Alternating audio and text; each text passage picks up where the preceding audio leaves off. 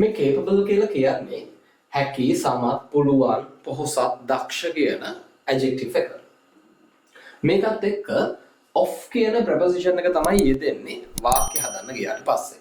දැන් capable වලට පස්සේ of ඇවිල්ලා මෙතෙන්ට noun, pronoun යොදලා වාක්‍ය ගොඩනගා ගන්න පුළුවන්. මේකෙදි කියවෙන්නේ යමක් කිරීමට අපි දක්ෂයි ඒ කිරීමට පොහොසත් කියන අදහස තමයි. මෙතන පොහොසත් කියන්නේ මේ මුදල් තියනවා කියන අදහස නෙවෙයි. යමක් කිරීමට පොහොසත් කියන එක, යමක් කිරීමට සමර්ථයි කියන එක. අන්න ඒ අදහස් තමයි දෙන්නේ. දැන් මේක යොදද්දී බොහෝ වෙලාවට සුලභව ඉගෙන ගන්න අය කරන දෝෂයක් තියෙනවා. ඕකට අපි කියනවා common learner error එකක් කියලා. සුලභව ඉගෙන ගන්න අය කරන දෝෂයක් තියෙනවා. ඒ තමයි මේක capable එක්ක to යොදනවා. capable to do something එහෙම කියලා කියන්නේ.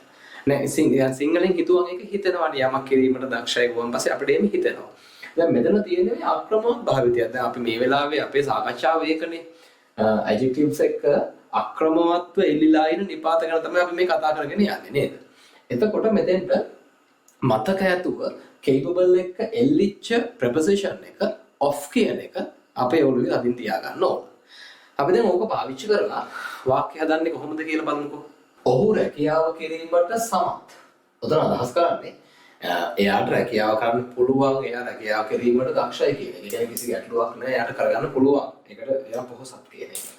කොහොමද කියන්නේ? he. දැන් අපි ඔකදී අපේ මේකද අපි යොදන්න යන adjective එක තමයි සමත්, capable. දැන් මේ capable කියන්නේ මොකක්ද? මේක adjective එකක්. අපි දැන් සිංහලෙන් හිතුවමත් අපිට ඒක තේරෙනවා. සමත්, දක්ෂ කියන්නේ යම් පුද්ගලයෙක්ගේ ස්වභාවය, ගුණාත්මක භාවය විස්තර කරන පදයක්. එහෙනම් ඒක අනිවාර්යයෙන්ම විශේෂණ පදයක් නේ. එතකොට ඒක adjective එකක්. දැන් අපිට කියන්න බෑ he subject එක දාලා කෙලින්ම මෙහෙම adjective එකක් දාන්න බෑ. මම ඔබට කලින් සියලුම පාඩම් වලදී මේක කියලා දුන්න තැන. ඇයි subject එකකින් පස්සේ කෙලින්ම verb එකක් එන්නේ නැතුව මෙහෙම adjective තියන්න බෑ. මෙතන කෙලින්ම verb එකක් තියෙන්න ඕන. දැන් මෙතෙන්දි තියෙන්නේ අපිට යොදන්න තියෙන්නේ මොකද්ද? adjective එකක් යොදන්නයි තියෙන්නේ. හැබැයි subject එකෙන් පස්සේ කෙලින්ම adjective එකක් යොදන්න බෑ. දැන් මොකද්ද අපි කරන්න ඕන? අන්න ඒ වෙලාවට අපි පාවිච්චි කරනවා උපකාරක ක්‍රියාපදයක් නේ. helping verb එකක්. දැන් අපි දන්නවා subject එකකින් පස්සේ මේ adjective එකක් යෙදෙනකොට මෙතෙන්ට උපකාරක ක්‍රියාපද විදිහට අපි පාවිච්චි කරන්නේ මොනවද? be verbs කියලා. am, is, are අන්නේම. එතකොට දැන් මේක ක්‍රියාවලියට සමත් වෙන්නේ දැන් වර්තමාන කාලේ. එහෙනම් අපි ගන්න helping verb එක තමයි is, he එක. he is capable. දැන් මොකද්ද කියන්නේ? ඔහු සමත්, ඔහුට හැකි කියන එක. මොකටද හැකි? රැකියාව කිරීමට තමයි හැකි. අන්න අපේ පාඩම දැන් මේක සම්බන්ධ කරන්නේ කවුද? of. is capable of කිරීමට. අපි දන්නවා කරනවට කියන්නේ මොකද්ද? do. දැන් ඔහොම do දාලා වාක්‍ය හදන්න බෑ. ඇයි බැරි? do කියන්නේ verb එකේ infinitive එක, මුල් අවස්ථාව. දැන් නීතිය මොකද්ද? මම කලින් හැම වෙලාවෙම කියලා දුන්නා මේගොල්ලන්ට. මෙතන තියෙනවා of කියන preposition එක. preposition එකකින් පස්සේ තියන්න පුළුවන් වචන ಜಾති දෙකයි. මොනවාද? noun, pronoun. දැන් මම හිතනවා ඔබ දැන් මේ ටික බලන්නේ පිළිවෙලට කියලා. එතකොට දැන් මේ වීඩියෝ එකට එනකොට කලින් ටික හොඳට බලලා මේ ටික දන්නවා. හදිසියෙන් හරි අලුත් කෙනෙක් නම් මේකෙන් නම් පටන් ගන්නේ පරණ ඒවාත් බලලා ඒ ටික හදා ගන්න. දැන් මම ආයි සරලව කියලා දෙන්නම්. do කියන්නේ verb එකේ මුල් අවස්ථාව, පළවෙනි අවස්ථාව. අපිට of කියන preposition එකකින් පස්සේ තියන්න පුළුවන් හැම විටම noun, pronoun විතරයි. නාම පදයක්, සර්වනාම පදයක් විතරමයි, වෙන මොකුත් බෑ. දැන් do කවුද?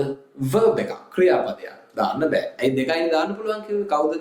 නාම පද, සර්වනාම පද විතරයි. මෙයා කවුද? verb එක, ක්‍රියාපදයක්. දාන්න බෑ. දැන් අපිට මේ වාක්‍ය කියන්නත් ඕන. එහෙනම් අපි මොකද කරන්නේ?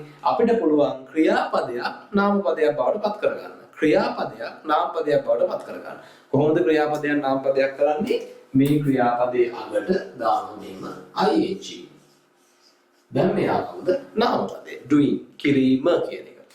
මේ වගේ අවස්ථාවල තමයි කියන්නේ gerunds කියලා. ක්‍රියාපදයෙන් හටගන්න නාම පදවලට. is capable of doing. ඔහු කිරීමට සමත්, කිරීමට පොහොසත්. මොකද්ද? රැකියාව. the job. මෙතන the දාන්න හේතුව රැකියාව දාන්න බව නිශ්චිත බව හැඟවීමට. Is capable of doing the job. එයා රස්සාව කරන්න දක්ෂයි. රස්සාව කරන්න සමත්. එයාට කරගන්න පුළුවන් හැකියාව තියෙනවා කියන එක. මේක බලන්න. ඒකනම් චූටි වෙනසක් කරලා. ඔහු රැකියාව කිරීමට තවම සමත්. තවම. එතන අදහස් කරන්නේ මොකද්ද? දැන් ගොඩක් වෙලාවට මම මේකෙදි හිතනවා දැන් එයා වයසක කෙනෙක් මම කියන්නේ මේක යොදාන ගැලපෙන තැන. වයසක කෙනෙක් වගේ. එයාට දැන් වැඩ කරගන්න يعني සාමාන්‍යයෙන් නම් අමාරුයි වගේ කාලෙක. නමුත් අපි බැලුවම තාම හොඳට කරනවා. අපි කියනවා රස්සාව කරන්න එයාට තවම හැකියාවක් තියෙනවා. තාමත් පොහොසත් එයා වැඩ කිරීමට කියලා. අන්න ඒක. එතකොට මෙතෙන් තවමත් කියන ඇඩ්වර්බ් එක ඇවිල්ලා ක්‍රියා විශේෂණ පදය ඇවිල්ලා මේක පොඩ්ඩක් වැඩි දියුණු කරන මේ විස්තර කිරීම වැඩි කරන එක තමයි කරලා තියෙන්නේ. අපි හදමු වාක්‍යය. මේ වාක්‍යයම එකම දේ වෙන්නේ capable කියන එකේ අර්ථයට මෙන්න මේ වචනය ඇවිල්ලා බලපෑමක් කරලා වැඩි කරන එක. වචනේ මොකද්ද? තවමත් කියන එක still. ඒතර මේක ඉස්සරහට still එන එක විතරමයි වෙනසකට වෙන්නේ. හදමු වාක්‍යය. He is still capable. සම්බන්ධ වෙන්නේ of in doing the job. එතකොට මෙන්න මේ still කියන adverb එකකින් මෙන්න මේ adjective එකේ අර්ථය වැඩි කිරීමක් සිදු කරනවා. He's still capable of doing the job. එයා තාම රස්සාව කරන්න ශක්තිමත්, පොහොසත්, සමත් කරගන්න පුළුවන්. ඔයා පියානෝ වාදනය කිරීමට පරිපූර්ණ වශයෙන් සමත්. දැන් ඒක ලස්සන භාවිතයක්. පරිපූර්ණ වශයෙන්. ඔන්න තව adverb එකක් දාලා. අර දැන් ඔය සම්මන් කලින් කියලා දුන්නා මේ වගේ ඒවා. දැන් මෙතනත් එහෙම උදාහරණයක් මම ගත්තේ. දැන් මම මෙතෙන්දී සරලව capable එක වචනයක් යදන එකකින් එහාට ගිහිල්ලා ඒකත් එක්ක බැඳිච්ච තව දේවල් ඔබට මේ කියන්නේ. දැන් capable එක තව කතා කරද්දී ස්වදේශික අයට යෙදෙන එකක් තමයි ඔබට කියනවා collocations කියලා. ඒ කියන්නේ එක වචනයක් එක්ක සබැඳෙන තව වචන. එහෙම එකක් තමයි මේක.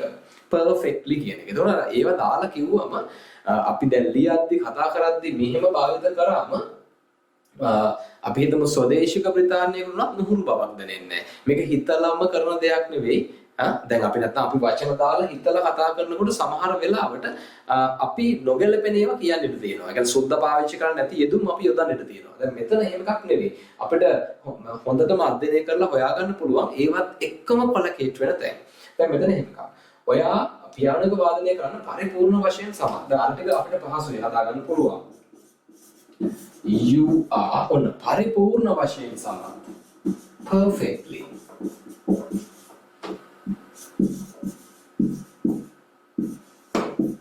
Capable. You are perfectly capable of පරිපූර්ණ වශයෙන් යා දක්ෂ වෙන්නේ මොකටද? මේ දක්ෂ වෙන්නේ මොනවට කරීමටද? පියානෝ වාදනය කිරීමට. වාදනය කරනකොට අපි කියන කොහොමද? play. දැන් වාදනය කිරීම අර මම කලින් කියලා දීපු දෙන්න අයිසලයක් වෙන්නේ. of ගෙන් පස්සේ verb එකක් තියුවොත් ඒකට මොනව කරන්න ඕනද? ing දාන්න ඕන. play කියන්නේ වාදනය කරනවා කියන ක්‍රියාව. වාදනය කරනවා කියන්නේ වැඩක් නේ, ක්‍රියාවක් නේ. ඒ ක්‍රියාවට ing දාලා ඒක noun එකක් බවට පත් කර ගන්නවා. දැන් හරි. of playing the piano. දැන් එතෙන්දී විශේෂ දෙයක් තියෙනවා. අපිට මම කලින් කිව්වා මතක ඇති. the සංගීත භාණ්ඩයක් ඉදිරියෙන් ඒ ගැන පොදුවේ කතා කරනකොට the යොදනවා. ඒක හොඳට මතක තියාගන්න. දැන් මෙතන අදහස් කරන්නේ යම් පියානෝ එකක් දාන්න බව හෝ යම් නිශ්චිත පියානෝවක් ගැන නෙවෙයි මේ කතා කරන්නේ. පියානෝව කියන සංගීත භාණ්ඩය ගැන පොදුවේ කතා කරන්නේ. එතකොට යම් සංගීත භාණ්ඩයක් ගැන පොදුවේ කතා කරනකොට ඒක ඉස්සරහට the යොදනවා. හොඳට මතක තියාගන්න ඒක. You are perfectly capable of playing the piano. ඔයා පියානෝ එක වාදනය කරන්න පරිපූර්ණ වශයෙන්ම දක්ෂයි. කියන්නේ හොඳට දක්ෂයි, සුපිරියරම දක්ෂයි කියන එක. ඒකෙදි මෙන්න මේක perfectly capable කියන එක collocation එකක්. ඒ කියන්නේ එක වචනයක් එක්ක සැබෑදිව යෙදෙන තව වචනයක්. ස්වදේශික බ්‍රිතාන්‍යයන්ට කියවෙන එහෙම වචනයක්. එතකොට අපි මෙහෙම යොදනකොට මේ විදිහට කතා කරද්දී යොදනකොට මේ විදිහට ලියද්දී යොදනකොට අර අපේ යෙදුම් ඉතාම ලස්සන වෙනවා. ඒ කියන්නේ ඒක අර නිකම්ම සරලව සිංහලෙන් හිතලා කරා කියන එක නෙවෙයි. අපි මේක කොහොමද ඇත්තටම සුද්ධ පාවිච්චි කරන්නේ කියන එක හොයාගෙන අවබෝධයෙන් කරා කියන එක අපේ ලියන දේ කියවන අපි කතා කරන එක අහන් ඉන්න කෙනාට හොඳට හැඟෙනවා. තව උදාහරණ ටිකක් ගමු. දැන් බලන්න මේ උදාහරණේ. මේ උදාහරණයෙන් ඔබ ගොඩක් දේවල් ඉගෙන ගනිවි. මම බොහොම හිමින් මේකේ තියෙන තැන් ගොඩාක් කියලා දෙන්න තියෙනවා මට. බලන්න. ඔබ පාරිභෝගිකයන් සමග කටයුතු කිරීමට දක්ෂ විය යුතුයි. දැන් අපි හිතමු ආයතනයක ඉන්න කවුරු හරි සේවකයෙකුට කෙනෙක් උපදෙසක් දෙනවා ආයතනයේ ප්‍රධානියෙක්. පාරිභෝගිකයන් එක්ක කටයුතු කරනවා බොහොම දක්ෂ වෙන්න ඕන මිත්‍රශීලී වන්නේ මම දසක් දෙන්නේ. අපි අද මේ වාක්‍යය. දැන් මම මේක ඔබට හොඳට පැහැදිලි කරන්න බොහොම සරල උදාහරණ කිහිපයක් අරන් ගන්නවා. මම ඉස්සර වෙලාවම ගන්නවා මේක හදන්න ගියාම දැන් ඔබ පාරිභෝගිකයන් සමග කටයුතු කිරීමට දක්ෂ විය යුතුයි.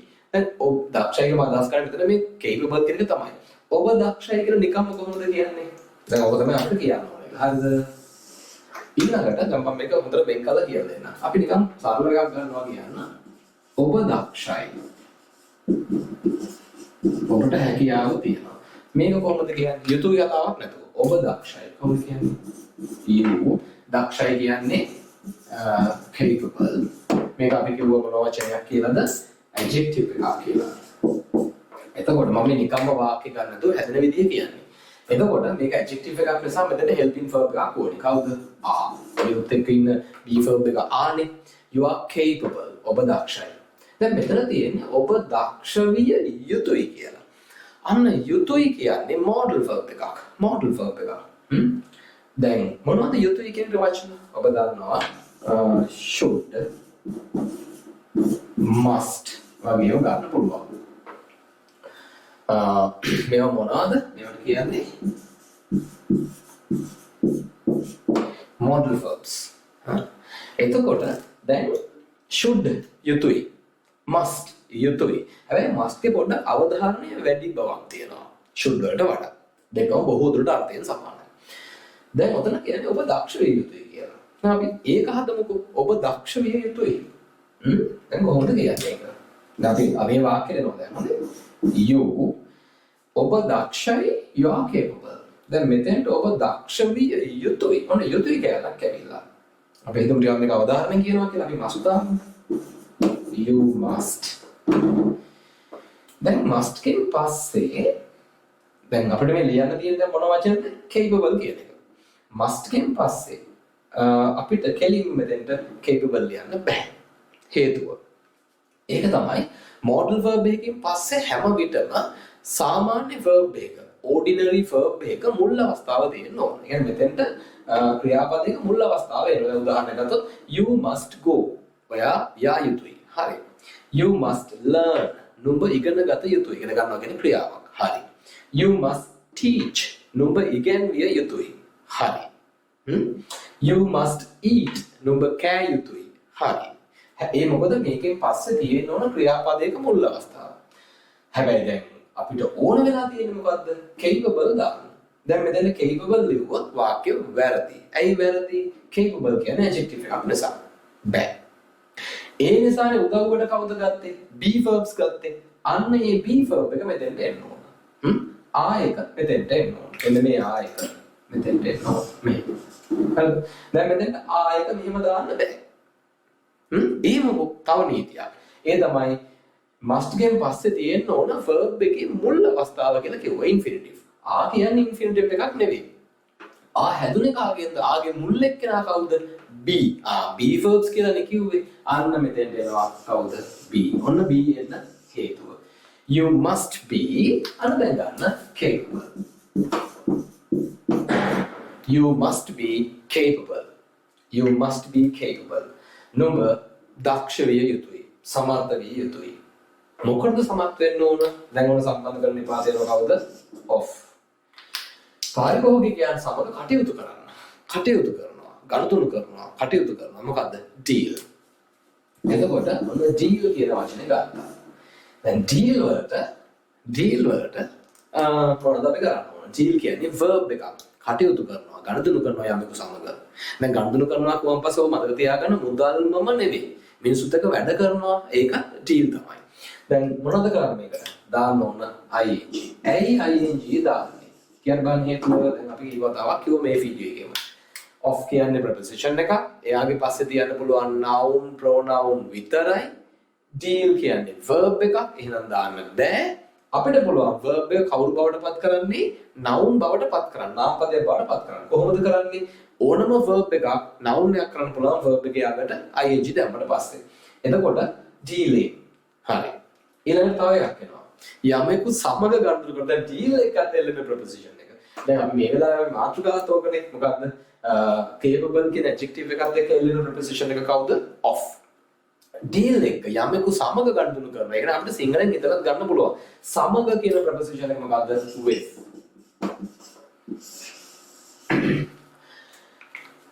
ඔක නිකම්ම සරල අර්ථයන් නෙවෙයි කියවෙන්නේ බ්‍රිතාන්‍ය කට්ටිය කියන්නේ with කියන එක නෙවෙයි. දිව තල්ලේවත් දාලා at කියන ශබ්දය නෙවෙයි මෙතෙන් තියෙන්නේ. as කියන ශබ්දය with. දැන් මේකෙත් මම මේකේ කමෙන්ට් සෙක්ෂන් එකේ දාන්නම් මේකේ ඔක්ස්ෆර්ඩ් කේම්බ්‍රිජ් ශබ්දය. ඒතර ඔබට කිසිම සැකයක් නැගන්න නැහැ මම මේ කරන එක හරිද වැරදිද කියලා. බලමුද? dealing with කවුද? පාරිභෝගිකයෝ customers.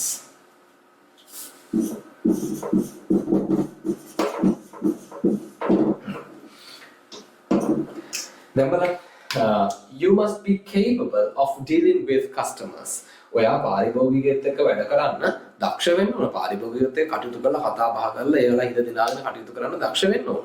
ඕක තමයි ආයතන ප්‍රධානියට අර සේවකයාට කියන්න අවශ්‍ය වෙච්ච. දැන් මේ වාක්‍යය හදාගන්න ගිහිල්ලා මම ගොඩාක් මේ සිද්ධාන්ත කොටස් ඔබට කිව්වා. theory කොටස් ඔබට කිව්වා. දැන් ඒව හොඳට මතක තියාගන්න. ඒ වලින් යම් ප්‍රශ්නයක් ආවොත් ඔබ පහත කමෙන්ට්ස් වල අහන්න මම උත්තර දෙන්නම් ඒවට.